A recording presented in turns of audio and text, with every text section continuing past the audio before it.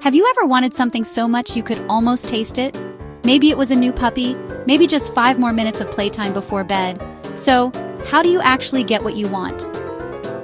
You use your words. Persuasive writing is a superpower.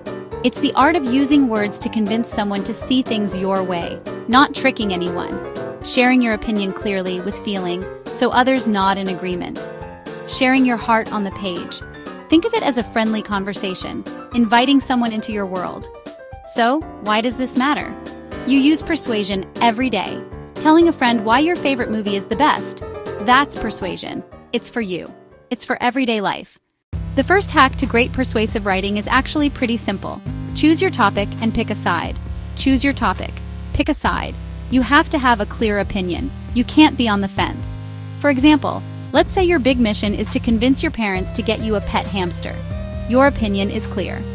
We should get a pet hamster. This strong, clear statement is the foundation for everything else you'll write. It's your flag planted firmly in the ground.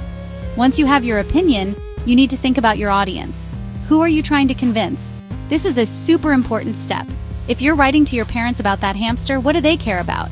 They might worry about the mess. They might worry about the cost. They might worry about who's going to take care of it. Knowing their concerns helps you prepare your arguments. You're not just shouting your opinion into the wind, you're having a direct and thoughtful conversation. So let's practice. Imagine you want longer playtime. Now that you know what you want and who you're talking to, it's time for, honestly, the fun part. It's time to build your case. A strong opinion needs strong support. You need to give reasons why your idea is a good one. These reasons are the legs your argument stands on. You should aim for at least 3 solid reasons. Let's stick with our hamster mission. Reason 1. Taking care of a hamster will teach me responsibility. Reason 2. Watching a hamster is calming and can help me relax after a long day at school. Reason 3.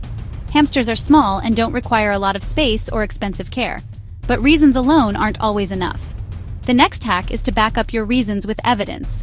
Evidence is the proof that makes your reasons believable. It's the how I know this is true part. For responsibility, show a chore chart. For calmness, show an article about pets reducing stress. For cost, show prices from a pet store. The words you choose are also incredibly important.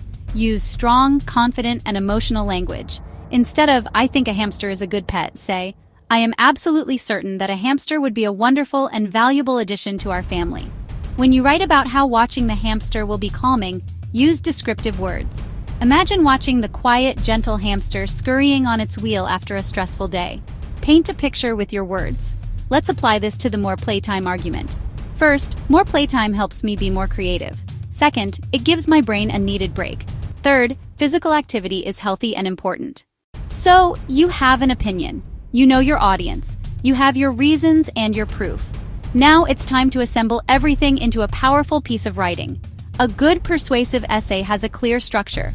A beginning, a middle, and an end. The beginning, or introduction, is where you grab your reader's attention and state your opinion. You can start with a question or a bold statement. For the hamster letter, you might start with, have you ever wanted a friend who is always there to listen, never argues, and fits in your pocket? I have the perfect solution. We should get a pet hamster. The middle part is where you present your body paragraphs. Each reason should get its own paragraph. This keeps your writing organized and easy to follow. First middle paragraph. Responsibility, complete with your chore chart evidence. Next paragraph. How calming a hamster can be, maybe mentioning that article you found. Third paragraph. How easy and affordable hamsters are using the prices you researched. This steady, logical flow makes your argument feel strong and well-planned. It is also important to think about the other side of the argument. This is called a counter-argument. What might your parents say no to? They might say, hamsters are noisy at night. You can address this directly. I found a silent wheel, and I'll keep the cage in a quiet corner.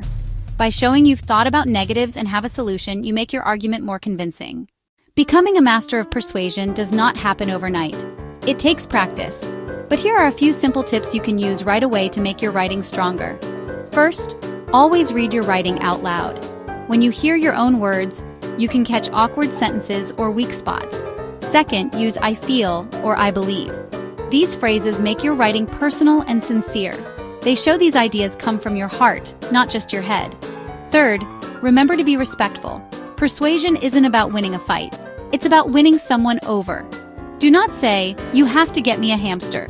Try, "I would be so grateful if you would consider my request."